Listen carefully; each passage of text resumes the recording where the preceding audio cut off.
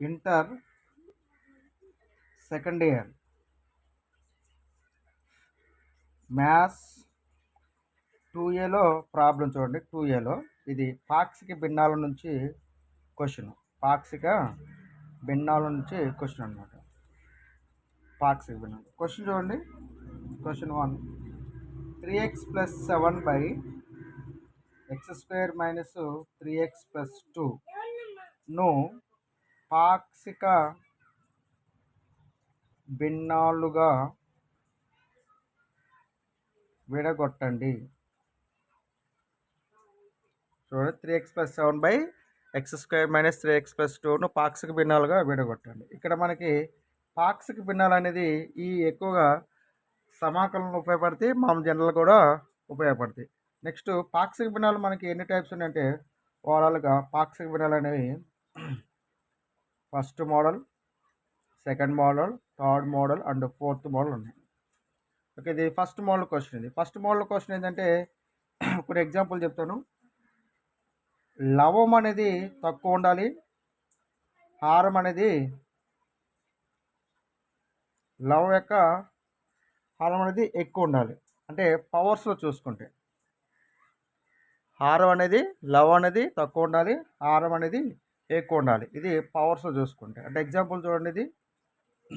మరియు కింద హారంలో మనకి కారణాంక లబ్ధంగా రాసుకోగలిగినట్లయితే కారణాంక లబ్ధంగా రాసుకోగలిగి ఉండాలి. ఎగ్జాంపుల్గా చూడండి, ఇక్కడ 1/x - a × x - b ఉంది. దీని యొక్క లవం యొక్క పవరు ఇక్కడ 1 ఉంది కాబట్టి స్థిరాంకం కాబట్టి దీని యొక్క పవర్ ఎంత? 0. దీని యొక్క పవర్ ఎంత? ప్రొడక్ట్ చేసుకుంటే x². ఇది తక్కువ ఉంది, ఇది ఎక్కువ ఉంది కాబట్టి నెక్స్ట్ ఇది కారణాంక లబ్ధంగా రాయబడి ఉంది కాబట్టి a/x - a + b/x - bగా రాస్తారు. ఇక పవరు తక్కువ ఉండాలి, ఇది ఎక్కువ ఉండాలి. అంటే ఇక్కడ ఎగ్జాంపుల్గా x + 2/x - a × x - b అని రాస్తాను. దీని యొక్క పవర్ ఎంత? 1. దీని యొక్క పవర్ ఎంత? ప్రొడక్ట్ చేసుకుంటే x².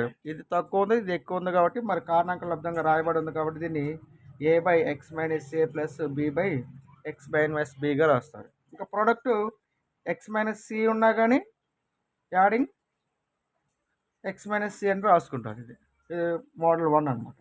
ఇక్కడ ఎలా ఉండవచ్చు కానీ దీని యొక్క పవర్ అనేది తక్కువ ఉండాలి, దీని యొక్క పవర్ అనేది ఎక్కువ ఉండాలి అన్నమాట. ఆ విధంగా ఇంకో ఎగ్జాంపుల్ అయినా x + 4 2x + 4/x - 2 × x - 3 అని అర్థం. దీని యొక్క పవర్ 1 ఉంది, లవం యొక్క పవర్ 1 ఉంది, హారం యొక్క పవరు ప్రొడక్ట్ చేసుకుంటే స్క్వేర్ ఉంది అంటే 2 ఉంది. ఒకటి ఉంది, 2 ఉంది కాబట్టి మళ్ళీ ఇది కింద హారం అనేది కారణాంక లబ్ధంగా విడగొట్టబడదు కాబట్టి సో దేర్ఫోర్ లవంతో ఏం సంబంధం లేకుండా చూడండి దీని హారం బట్టి రాస్తారు. a/x - 2 + b/x - 3. లవంతో ఏం సంబంధం లేకుండా a/x - a b/x - b. x + 2 ఉంది అంటే ఆ లవంతో ఏ సంబంధం లేకుండా x - a x - b x - c ఉంది కాబట్టి a/x - a + b/x - b c/x - c అనమాట. 2x + 4 అంటే a/x - 2 + b/x - 3. ఇది ఫార్ములా రాసుకునే విధానం. కానీ కింద కారణాంక లబ్ధంగా రాయగలిగి ఉండాలి. సో దేర్ఫోర్ ఈ క్వశ్చన్ చూడండి, ఇది దీని సొల్యూషన్ రాదు. ఇచ్చింది ఎంత చెప్పండి? 3x + 7/x² - 3x + 2. దీన్ని కిందది కారణాంక లబ్ధంగా రాయగలుగుతాం లేదో ఒకసారి చెక్ చేసుకుందాం. పైది అయితే పవర్ 1 ఉంది, దీని యొక్క పవర్ ఎంత ఉంది? 2 ఉంది. సో దీనికి ఇది ఫస్ట్ మోడల్లో రావడానికి అవకాశం ఉంది. కానీ కింద ఎలా ఉండాలి? మనకి కారణాంక లబ్ధంగా రాయగలిగి ఉండాలి. ఇది పవర్ 1 ఉంది, ఇది స్క్వేర్ ఉంది కాబట్టి సరిపోదు ఇది. సో 3x + 7 ఇది కారణాంక లబ్ధం రాసుకోవచ్చు. ఒక 2ని ఏం రాసుకోవచ్చు చెప్పండి? 2ని -2 × -1 రాసుకుంటే -2 - 1 ప్రొడక్ట్ చేస్తే +2 వస్తుంది. యాడింగ్ చేసుకుంటే -3 వస్తుంది. సరిపోద్ది కదా. ఇది x² - 2x - 1x + 2 అంటే -3xని -2x - 1x రాశాను. So therefore 3x + 7 x common తీస్తే x - 2 -1 కామన్ తీస్తే x - 2 = 3x + 7/x - 2 x - 1. So therefore మనకి ఈ యొక్క సమీకరణాన్ని ఈ యొక్క వర్గ సమీకరణాన్ని మన కారణాంక లబ్ధంగా రాయడానికి వీలుగా ఉంది కాబట్టి దీన్ని మనం ఏం రాసుకుంటాం చెప్పండి. ఇక్కడ నుంచి రాయనా? ఓకే, ఇక్కడ నుంచి రాసేది 3x + 7 / x² - 3x + 2 = 3x + 7 / x - 2 x - 1 ఎంత రాసుకుంటాం దీన్ని?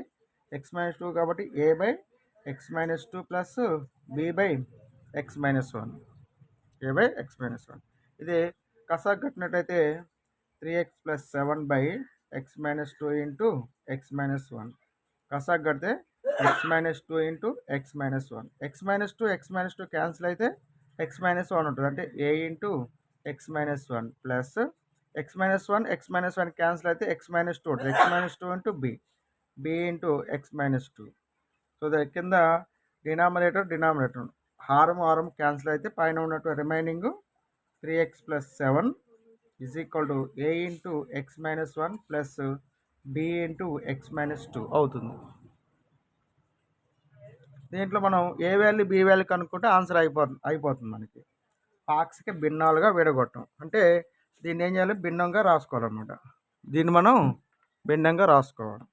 ఇప్పుడు చూడండి, ఇక్కడ a × x - 1 b × x - 2 ఉంది కదా. ఇక్కడ మనకి ఏ వాల్యూ రావాలంటే బి వాల్యూ రావాలంటే ఇక్కడ దీన్ని 0 చేస్తే బి వాల్యూ వస్తుంది, దీన్ని 0 చేస్తే ఏ వాల్యూ వస్తుంది. ఇక్కడ నేను x = 1 సబ్స్టిట్యూట్ చేసుకుంటాను, ఇది 0 అవుతుంది, అప్పుడు బి వాల్యూ వస్తుంది. సో దాని ఇరువైపులా మనం ఏం చేయాలి? ఇరువైపు x = 1 ప్రతిక్షేపించండి. 3 × 1 + 7 = a ఇంటూ x అంటే 1 కాబట్టి 1 - 1 ప్లస్ b ఇంటూ 1 - 2. ఇది 3 + 7 = a into 0 plus b into -1. So therefore 10 = 0 plus b into -1. ఎంత అవుతుంది? ఇది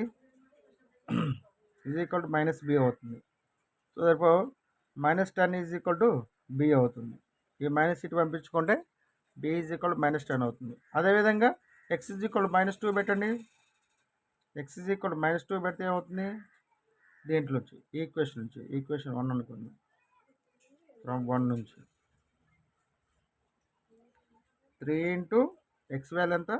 2 + 7 = a ఇంటూ x అంటే 2 - 1 ప్లస్ b ఇంటూ 2 - 2. ఎంత ఇది? 6 + 7 = a ఇంటూ 1 ప్లస్ 0, 2 - 2 0. సో ఎంత ఇది? ఏ వాల్యూ ఎంత? 13. ఏ వాల్యూ 13, బి వాల్యూ -10. ఈ తీసుకెళ్ళి ఇక్కడ సబ్స్టిట్యూట్ చేస్తే ఆన్సర్ అయిపోద్ది అనమాట. So therefore 3x + 7 / x - 2 into x - 1 = a / x - 2 plus b / x - 1 ఉంది కదా. ఏ అంటే అంత ఇక్కడ మనకి 13 / x - 2 ప్లస్ b వాల్యూ ఎంత? -10 / x - 1. 3x + 7 / x - 2 into x - 1. This is answer.